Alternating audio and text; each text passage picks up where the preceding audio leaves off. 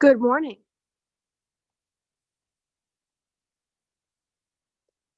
Hello. Hi, Daryl. Hi, Nora. How's it going? It is going pretty good. Greg is going to be a little late because he is working on some dev stuff, but he said he'll be coming shortly.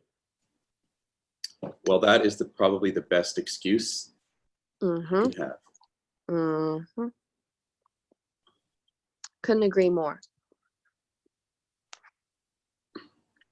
I'm not sure where Fabian is or what's going on there, but yeah, I don't know what we should talk about today. And I'm not sure where Ned is. I noticed that Eric popped in and oh, there he is. Oh, this is great. This is good. Hello, Eric.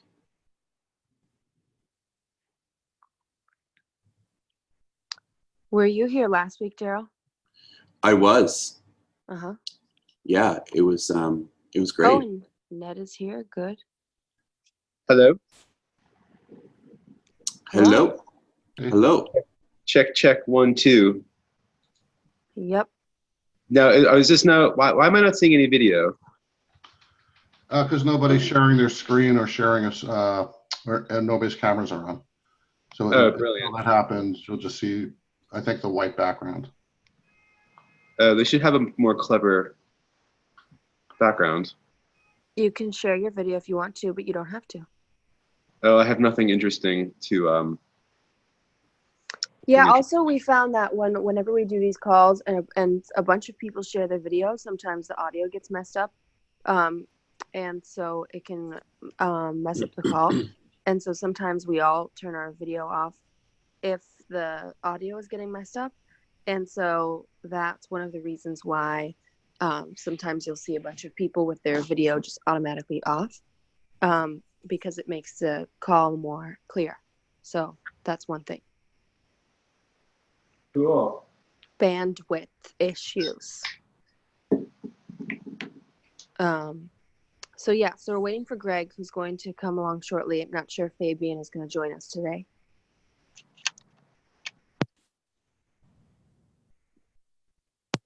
Check. Oh no. So we're going to find out about that.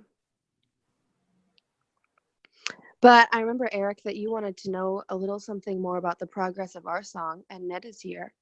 And maybe Ned, if you're available. Yeah. Maybe you could tell Eric a little bit about, you guys made that amazing demo with the artist onboarding, and you guys made like a lot of progress over the past couple months. So maybe you could give him a little spiel about, where we're at with that. Yeah. So RSong is our streaming, our digital music streaming asset management system. And so we're looking to onboard independent artists who own all their song rights, at least as a first step. And so we've been building out the platform. One of our lead developers, Kayvon, created basically a very easy to deploy asset management system built on our chain. And I won't go into the tech behind it, but it's pretty cool and very easy to spin up in a day. You could have a full running asset management system, and the first pass is geared towards storing digital music or music digitally actually on the blockchain, right? So, and then everything is streamed from the blockchain. Meaning IPFS or? No, we're storing, so we take basically the sound files and store those sound files on our blockchain. And then so it's a blockchain entirely comprised of music. Yes, correct. And one of the ways we get performance is we front the data store or the blockchain store with some caching servers. So the more popular and more played a song is, it'll come from this cache that sits in front of the blockchain, so we don't always have to go to the blockchain to pull the songs up. And so is it the type of thing where the participants, like let's say the labels or the individual artists, would create a decentralized network to serve their own music? So like basically you would need to spin up a mining server or some type of distributed storage server in order to serve your stuff, or how does that work? Yeah, I mean, so they could, right? What we see as a better solution is for them to create their own shard off of our main, our chain hosted shard. So let me put it this way: they have a choice. They could just join into the RChain shard. And are you familiar with blockchains? Have I used concepts like Genesis ceremonies and bonding, or not really? I am pretty familiar, but if you can give me just clarify, like I'm not sure what bonding is actually. Okay, so RChain is proof of stake. So what that means is that to become a validator or a node that validates all the blocks that then get committed to the blockchain, you become a validator, which means you participate in the computations needed to confirm every block that's going to be stored on the blockchain. And in compensation for that, you receive transaction rewards.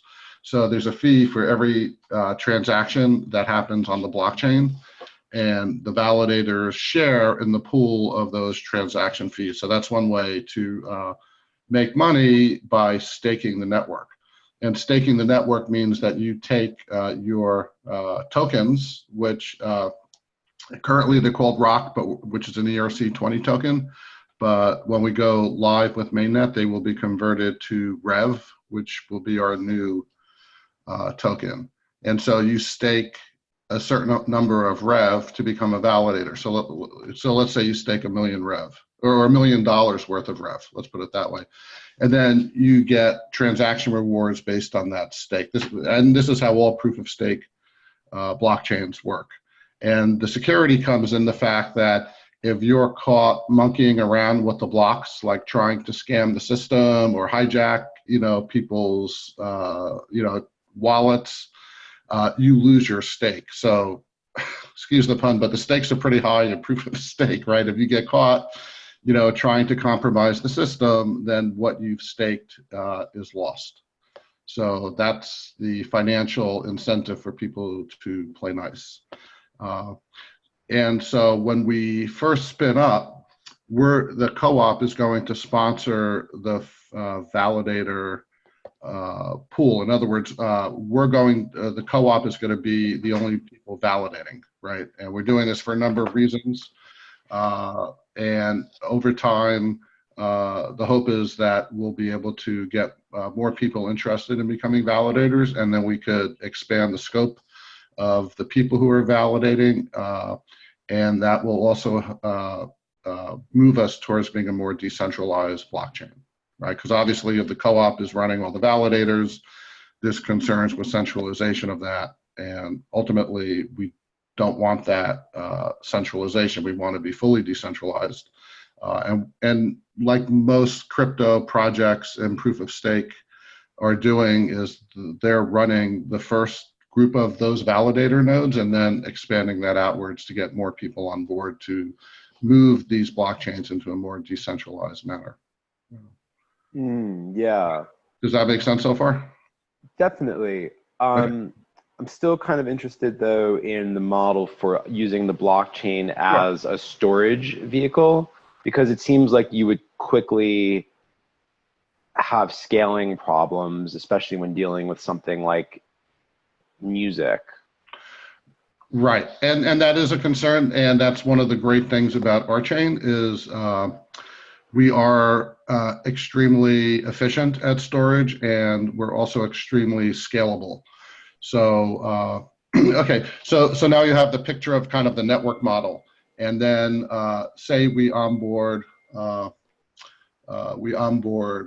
artist who's well known, so Beyonce, Taylor Swift, I mean whomever, right?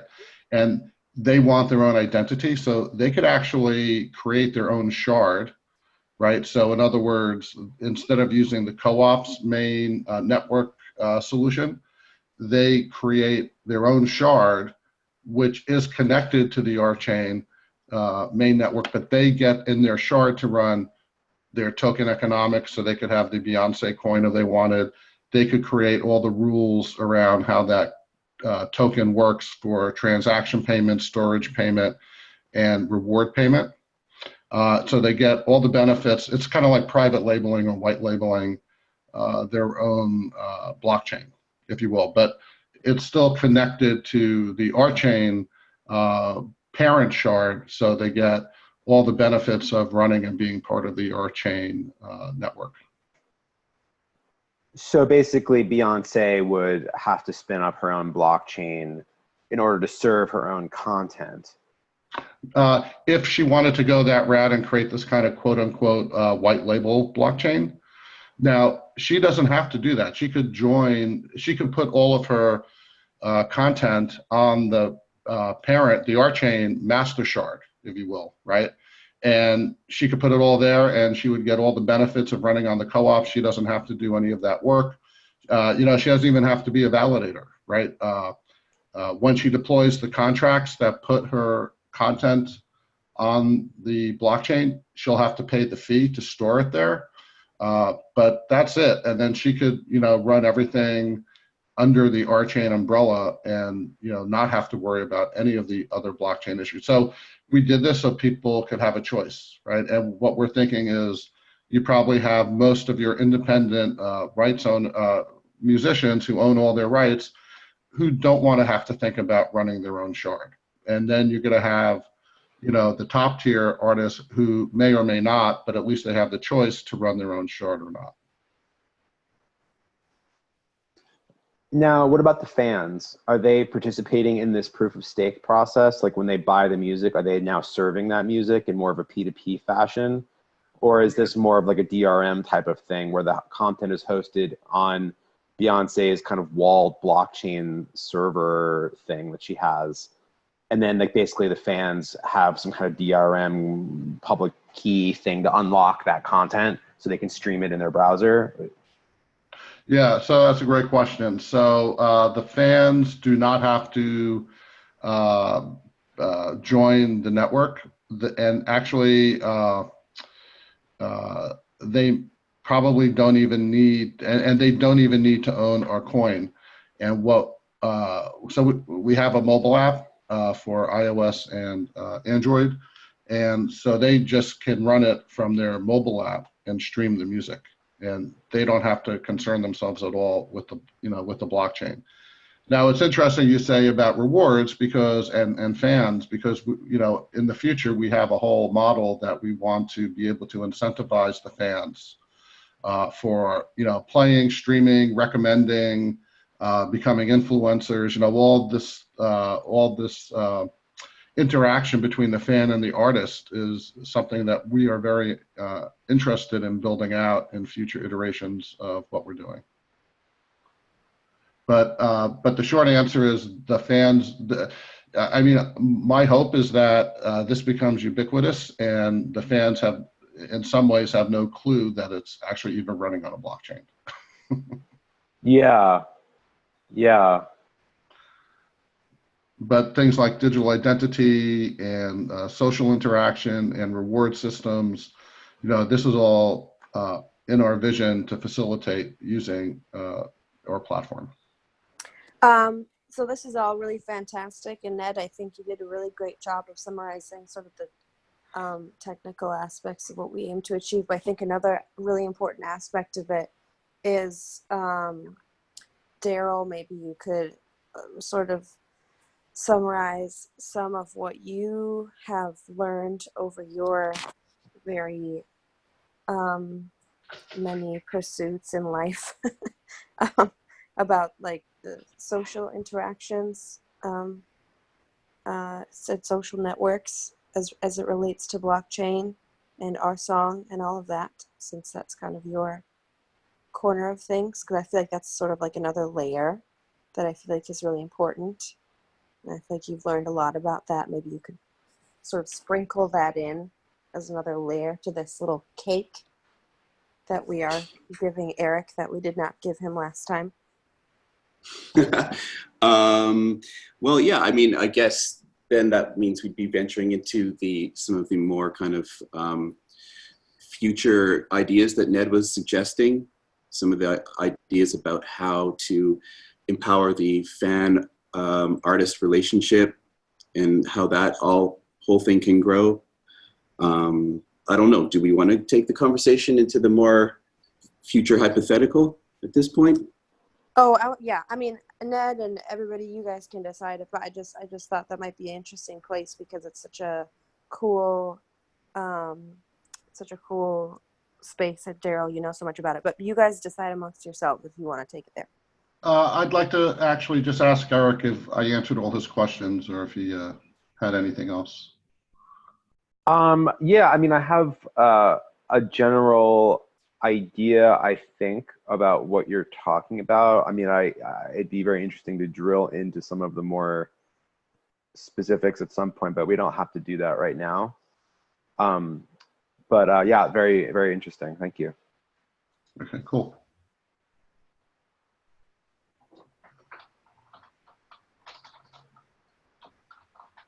Right. I mean, yeah. So Daryl, like, also, I just think what would be so cool is just to talk a little bit about, like, you know, a little bit about what we wrote about in our article together, about how music is the catalyst, blah, blah, blah. You always summarize these things so well, you know? Oh, well, that's very kind, Nora.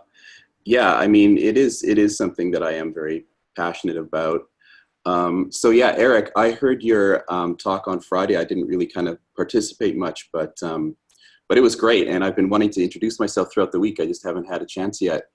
So I guess now's the time. Hi. Hello.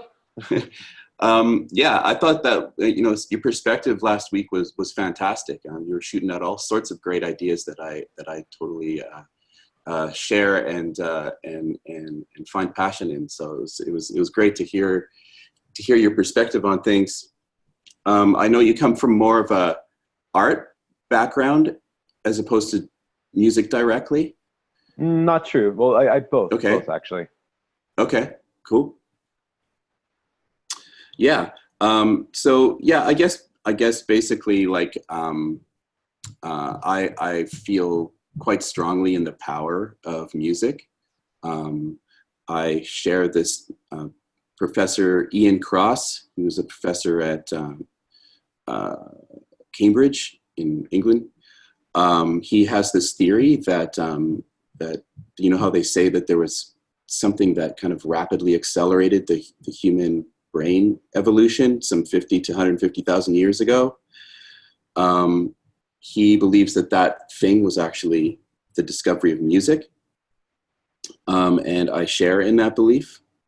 And there is a lot of kind of more recent scientific evidence that points to that perhaps being the truth.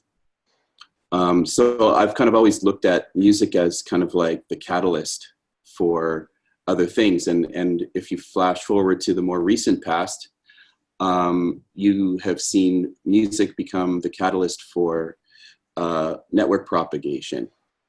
And one of the things that our chain is interested in is network propagation. We need to be able to populate the network with a lot of transactions. So if you go to the beginnings of the World Wide Web, where you had Usenet news groups, a lot of what was being shared was music, and music kind of helped propagate it in that regard. Then you go to the early stages of peer-to-peer technology, and you find that it was actually music that really put it into a mainstream concept. You look at the first kind of successful device outside of the Sony Walkman, the iPod, that allowed people to kind of carry music with them. That device eventually evolved into a touch screen, which eventually evolved into a smartphone, which has changed the world. So you see many examples where music starts things off. So that's kind of one of the reasons why I share in some of the people here's belief that we should be focusing on a music application for RSong. I don't know if that's where you were talking about, Nora, but Yeah, that is exactly. I was just sort of giving a little bit of context because you always summarize that so well. Does that make sense, Eric? Yeah, totally. So yeah, a few weeks ago, Daryl and I wrote a little article about that together. Of course, there's be no surprise. It was mostly his ideas, but I wrote some of my ideas as well. And we just wrote this little piece that sort of explains some of the ways we could think of that music, either technology, music coordination, music in a cultural sense, just culturally being around, helped to develop human beings. And I think the iPod to iPhone is probably a really, really good example. But yeah, and so I think RSong potentially has the capability to be one of those. Oh my gosh, Greg, you would not believe the timing on this. It's like Gordon Ramsay cooking a steak and taking it out of the oven. It's like, you would not even believe this. So we are talking about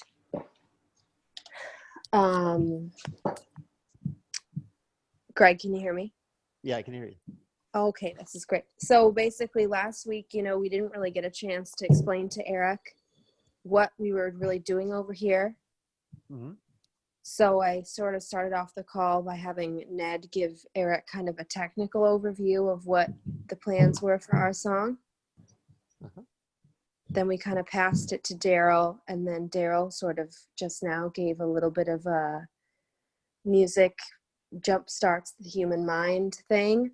And then I mentioned the piece that he and I wrote. And then, of course, like Can you send it? clockwork, Can you send it over? yes. And then, of course, you join the call just in time to give us the spiel on how music is able to connect people in the world. And we are still trying to figure that out. But Greg and all of us, I was literally about to say it, and then ding, ding, and then you come into the call. It was like insane. Like I was literally about to say, and Greg and Daryl and I have always shared a long belief that music has a capability to harmonize the planet, and like ding ding, your face just pops up. It was like insane. It's literally hilarious. I'm so glad to hear you laughing. That's a good sign. Okay. I will link the article. So anyway, so Eric basically has gotten a technical update. He's gotten some context. I think it would be great for him to hear from you because I think you're so good at this, at describing how you feel musicians are able to create harmony in the world, which could also potentially help solve climate change. I'm not going to say that we've totally figured this one out because if we had, then, that would be great. We're working on that. I'm going to find the link to this article and post it in the chat. But that's where we're at in the call. So there you go. Cool. Well, let me hear from Eric. So what's your take so far? Hey, is that Greg? Yeah, it's me. Oh, sorry, you're a little low. Oh, sorry about that. Let me see if I can adjust the mic here. Is that better? Yeah, a little bit better. Okay.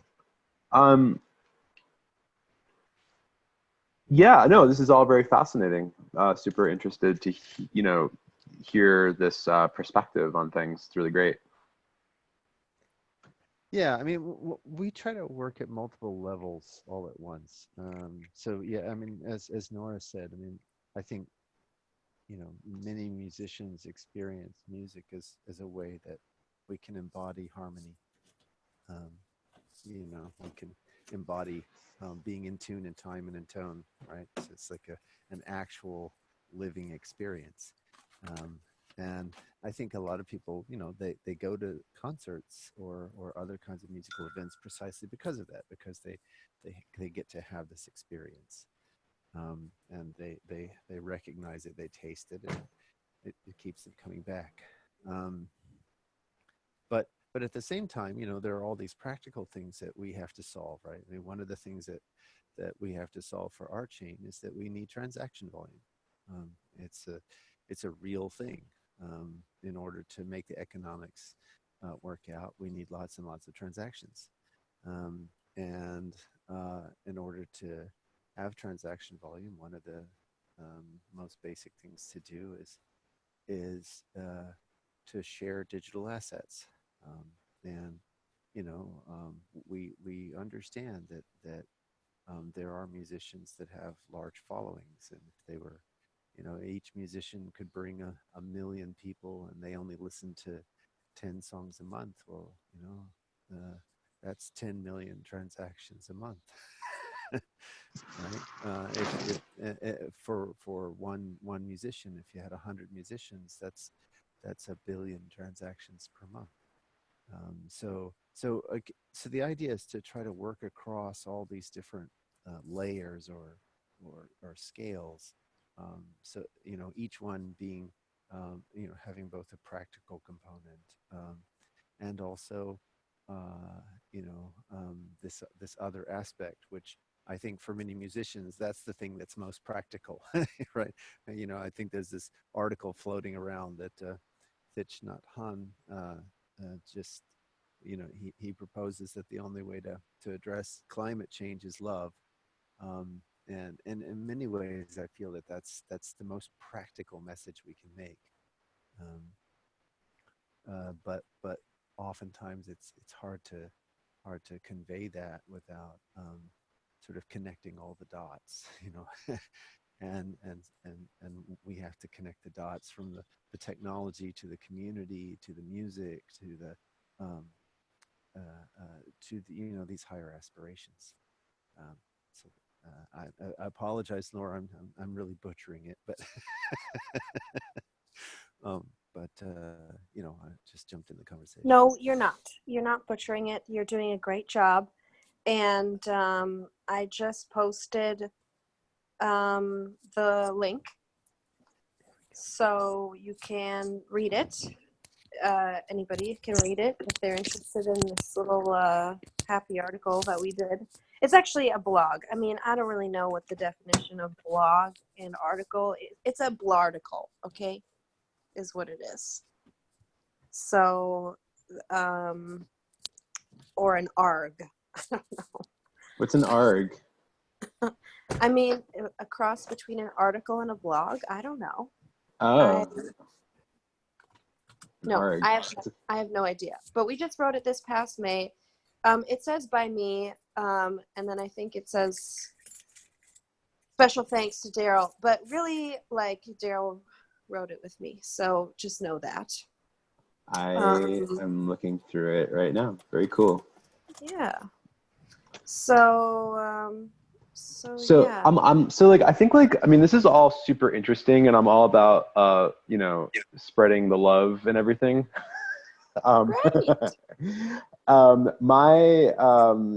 However, and trust me, I'm with you guys 110%. I've got the weirdest ideas imaginable about what music and community is. However, I tend to be kind of a bit of a pragmatist when it comes to this stuff. And what I actually want to know is, how does this benefit musicians, and how much is this going to cost them? Right?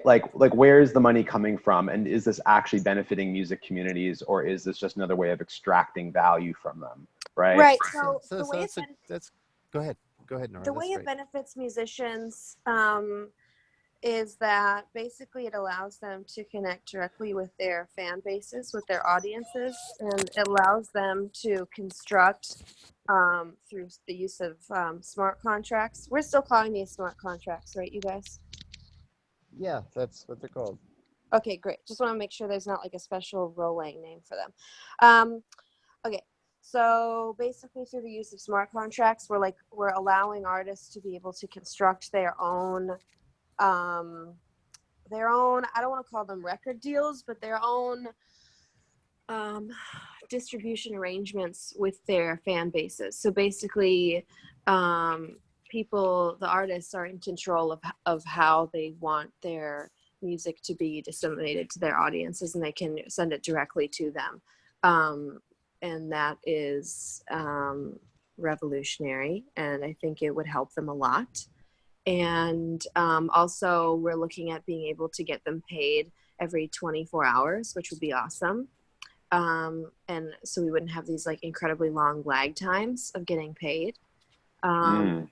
There's Let me jump in and amplify a little bit of what you're saying, Laura. yeah, sure, yeah, Nora, please. gosh, my brain is just not working this morning. That's fine. So, so there are some basic costs that have to be covered, and there are some basic value that's being delivered to the individual musician and people who use the service. Hey, Greg, can you speak a little bit more to your microphone? Trying to work that out. There we are. There we are. Okay, how's that? Brilliant. Oh, okay, good. So, so the basic cost is that there have to be some nodes running somewhere on a network of computers, and those nodes are not just doing compute associated with running the smart contracts.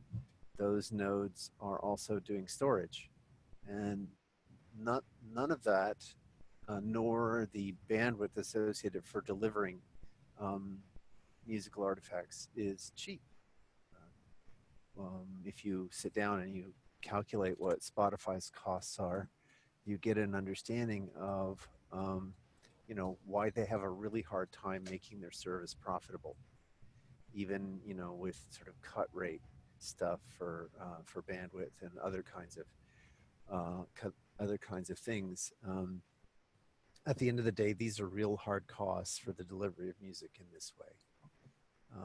And so some of that has to be defrayed, and part of the computational costs and part of the storage costs are defrayed by the validators who are operating the nodes on the network. To date, that will largely be the cooperative. And then over time, we hope that moves out to other kinds of naturally fitting businesses, such as exchanges. RSong itself should run its own shard with its own validator set to serve up this data, rather than have it run on the root shard. So I'm trying to give you some context and background so that you understand that there are lots of practicalities to consider. But RSong does not, because of the decentralized nature, RSong does not have to be the only entity that provides this computational support. So compute, storage, and bandwidth, none of that has to be provided just by RSong. RSong can have other participants help defray those costs, and then they recover those costs by transaction fees, and utilize the service. Also need to have the people who business model came up with was effectively a subscription service that Ned can go into more details about that, but essentially it's about aligning interests so that nobody is unsustainably footing the bill for those very real resources that have to be deployed in order to deliver music in this fashion. Once that is delivered, though, then what you get is a transparent reporting and accounting mechanism. So an artist can write a smart contract which describes, who are the stakeholders in the songs or artifacts, sonic artifacts that are being delivered, and how things are being distributed. So, for example, if Imogen Heap writes a song like Tiny Human and delivers it, then maybe she has someone playing keyboards with her. She has someone playing bass with her, and she figures out. They all come to an agreement as to what the percentages are in terms of any revenue that's coming in from people engaging with the material, listening to the songs. How that's distributed. So that means that each artist who is participating in the system has a wallet, and that wallet is receiving tokens that are related to the by the distribution fees according to a smart contract. Now, when we talk about distribution, are we talking about are we referencing things like Spotify and Pandora? Or is this something that's serving to supplant those delivery services? This does not go through their networks. This is our network. So our chain is fast enough to store the audio data directly on chain. Yeah, that's like crazy. Yeah. Yeah. That's really insane. Yeah, you're the first person to get it. I had hoped last September when we demonstrated this that an entire audience jaw would just drop. Everybody would gasp and go, "That's insane. This can't be," right? But unfortunately, it just went zooming by. Yeah. Yeah. Anyway. Yeah. Anyway. Yeah. I mean, it's funny because we were talking about something similar. My collaborator was talking about something similar for serving media art, but it was the scale in art for digital art is so much smaller because it's really just about the artists and collectors and like a few art institutions, creating backbones. You can run them off of Raspberry Pis to create like almost like a private art IPFS node, basically. So this sounds like we're calling it a blockchain, but basically it's sort of like a distributed storage network that's pegged in a few different places by these like stakeholders, which basically enables the content to be served. That's right. That's right. There's even more to it than that, but you're starting to get a picture of it. It just seems to me you're missing an opportunity for the audience to participate in serving that content because like everyone's going to have a smartphone that's going to have an app installed. So in a sense, like, why not include them in that processing overhead? Everybody's welcome to run a node. Nobody has. That's the whole point of decentralization. Anybody who wants to can run a node.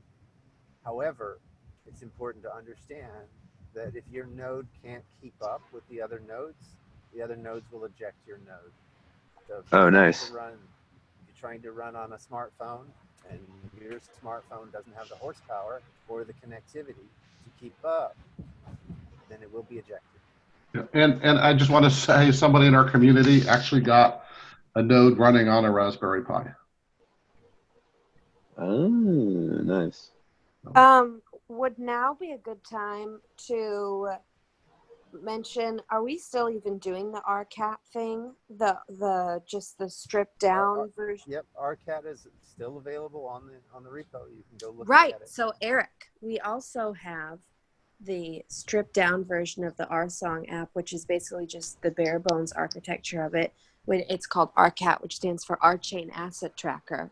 And basically what it is that anybody, now correct me if I'm wrong, but I think what it is that anybody who wanted to create a digital blockchain-based app for, it sounds like kind of what you're describing, and run it on our chain, basically because of the brilliance of Kayvon, would be able to basically take this little architecture and run with it and basically create whatever they want. Is that true?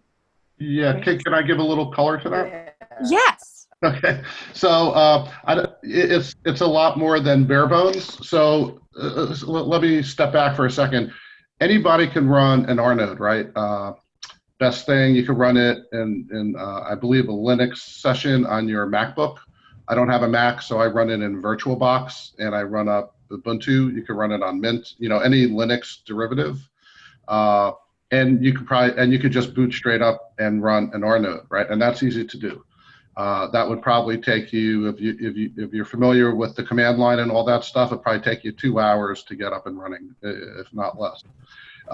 What we're referring to as RCAT is we've built a lot of scaffolding around doing that. So you could actually run our node and all the pieces needed to store digital content, and then, excuse me, then have that tokenized as an asset management system. And excuse me. So we recently had contracted with some developers in Eastern Europe to build an artist intake piece for us. And they were more like JavaScript, React kind of developers. But they were able to take RCAT, the framework that Kayvon has, and have that up and running in under a day. And you could do that and then have your own content asset management system working on the blockchain. It uses behind the scenes, it's in the cloud. It uses Kubernetes to manage a whole bunch of Docker images, and it uses some caching. But you actually can have a really robust framework for your asset management system. And I think that's like really cool. Wow, I'd love to check that out and see what it's what's involved with it. In terms of what its capabilities are. Maybe not right now, but sometime maybe this week. That would be great. Yeah, I could send you the links. It's all on GitHub, so I could send you the links to it. Cool. Yeah, that'd be awesome. Cool. Give it a spin. So this is what I was saying. We're also working with a group called Arterial that wants to do this for the digital impressions of fine art, that's managed by museums and other kinds of things. So they want to use RCAT as a delivery mechanism. We've basically been supporting them as much as we can. I wanted to get you in touch with Kirsten, but I left this meeting last time without getting your email address. So I'd like to put you two in touch. I'm driving right now, but if you want to send me your email address to lgreg.meredith@gmail.com. That's LGREG. Hold on, let me just get into Gmail here. Yeah, sure. I can type it to you in the chat. Okay, brilliant. Yeah, that'd be great. Yeah, I'll type it to you.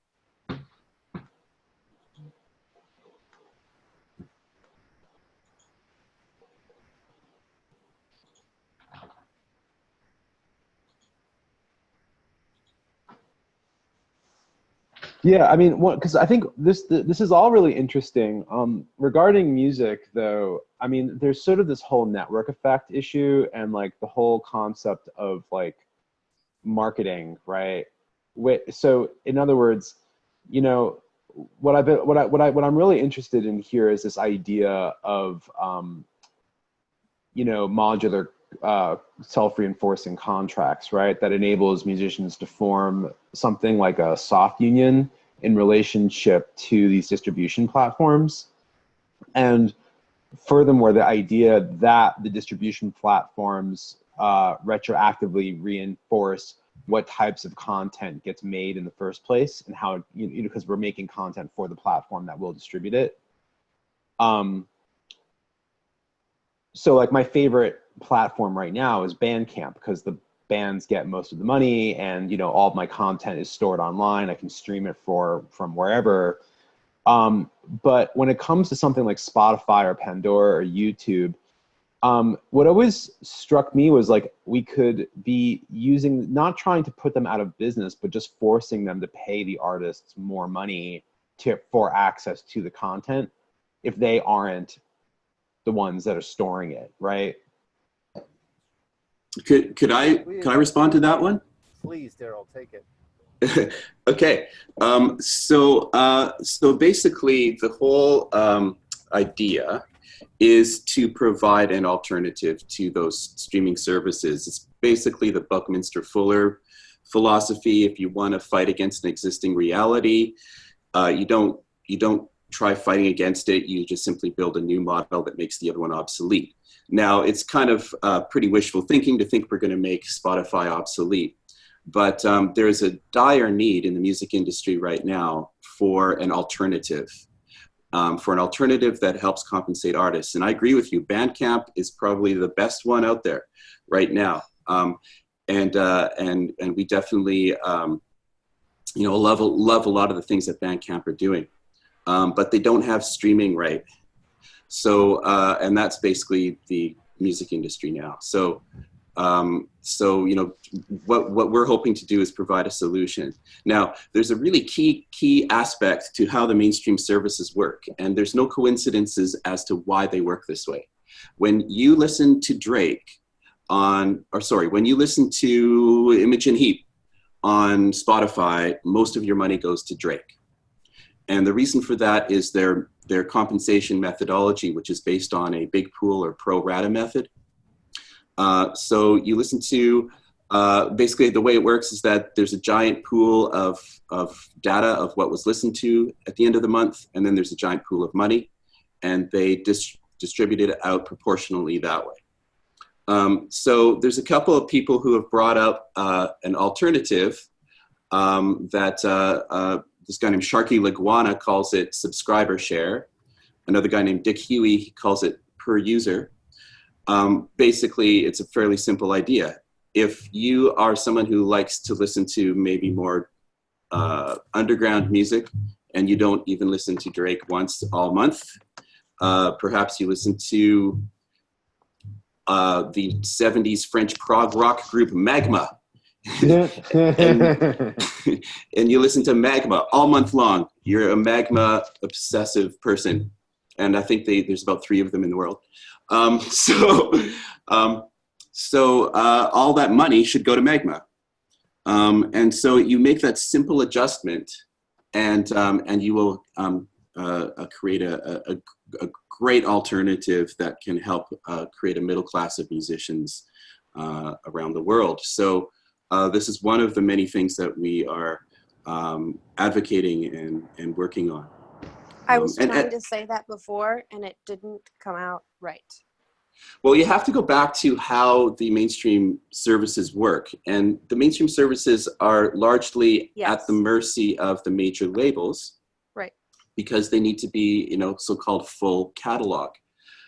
So to be a full catalog service, you cannot do it without going through the major label system. So the major labels, their whole model has always been on creating artificial scarcity. Their whole model has always been on there is only 10 songs you should listen to. I have to get off my phone. So that artificial scarcity model is built into the whole streaming service. And there's a really great book called Spotify Teardown that goes through the process of how the major labels control the playlists and how they navigate the architecture of how people listen to the music and click on what music to listen to next, et cetera, et cetera. And it's all skewed towards, making sure Drake gets money when you listen to Magma. So yeah, I mean, this is one of the many ways we want to kind of, provide an alternative streaming service. Interesting. Very cool. And another thing that I'd like to point out that I'm really passionate about is the whole interconnection between music as a social network. Again, if you look back at the power of music, you basically saw MySpace, the most powerful social network at the turn of the century, become hacked by music. MySpace essentially failed because it didn't know how to deal with music. And music basically took over MySpace to such a degree that people assumed MySpace was a music-based social network. And so Facebook, when they tried to kind of rise out of the dust of MySpace, they made sure that music wasn't going to hack into it. And they still, to this day, have created a social network that actually prevents people from utilizing the social powers of music. So again, to me, there's a gaping hole in the marketplace for a music streaming service that's also a social network that actually takes advantage of people's passion for the music that they love. And this is directly connected to this kind of approach that I call A2A. And A2A refers to artist to appreciator. And I like the term appreciator instead of fan because it's more respectful. Because the appreciator is part of the whole thing, and should be respected as such. So I also love it because it allows me to create an acronym that goes A to A, and allows you to put what A you want at the front. So it could be appreciator to artist, and so if you create a social network that allows the appreciator to be involved, it blurs the line between the stage and the audience. And this is just something that I'm just super passionate about. That's interesting. I mean, what's happening right now, I mean, my daughter, she's 10, and one of her favorite things to do right now is to make YouTube or TikTok videos. She doesn't really consider herself a content creator, but that's exactly what she's doing. She's making content, and so the line is blurred already. We are all creators. Yeah, but some creators are more creative than others, or like, yeah. I mean, there is something to be said for, I guess, professional standards, right? There's sort of that whole kind of here comes everybody thing, where it's like, well, so we opened up the floodgates, and now we're awash in a sea of garbage. There still needs to be some form of delineating factor for people that are professional musicians, that separates. And there's also generational standards too. I mean, different generations appreciate different types of content, Well, I just want to say that typically people find each other, right? Yeah. And if you're a particular musician of a certain caliber, and you recognize that in this moment it requires a musician of a particular caliber, they find each other. And oftentimes, it's surprising who finds whom, right? Frank Zappa found Adrian Belew, right?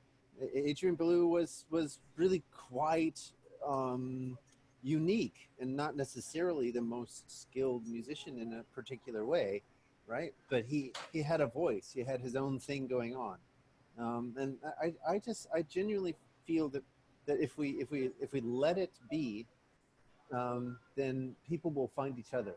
We don't have to introduce these artificial gradients. I'm not sure that they actually serve us. People naturally gravitate, towards things that really genuinely hold their attention, and they recognize as somehow essential to either the performance event or the recording process or whatever it is. And to me, that all lies in the architecture. Of course, we all want to build a meritocracy. We want the cream to rise to the top. But the key is kind of creating the architecture that allows for that to happen.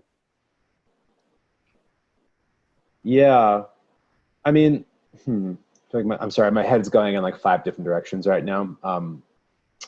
This is all like super interesting. I mean, it's just like from my background with a lot of this stuff. I was super duper involved with the DIY music community in Brooklyn for a long time. Cool.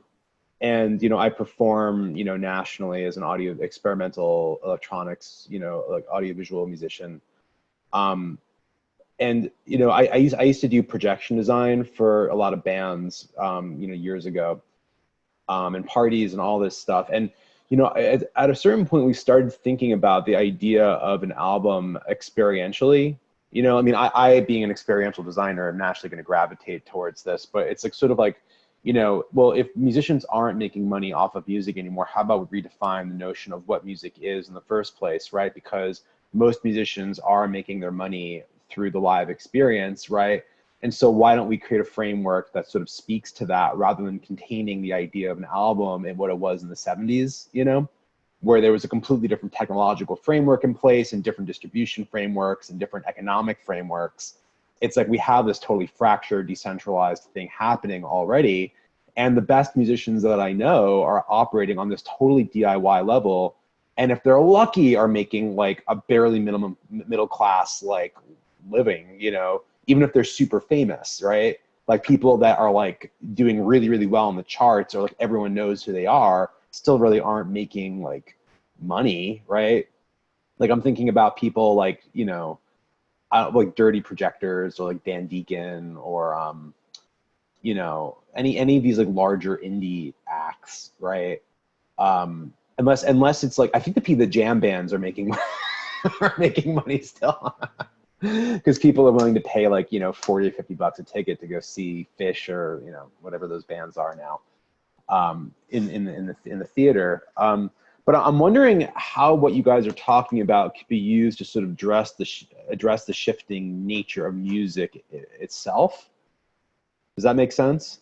Well, unfortunately, we have an RSong staff meeting, but you know, that is a question that we should dive into next week. That's what we should do. That's what I think we should do. Cool. That's what I think. You should write it down and we should do it next week. But this Far has out. been awesome once again. Yeah, thank you all. This is really, I'm going to go through a bunch of these notes. I will get in touch with a few of you regarding checking out the GitHub. Yes, And Ned will hook you up with the links. Yeah, I'll send you an email. We have to actually jump off to a staff meeting, but I'll send you a link this morning. Cool. Okay, see you guys Great, next thanks, week. Eric. Thanks, everybody. Okay, thank you. Bye-bye. Great conversation. Bye. Bye, everybody. So.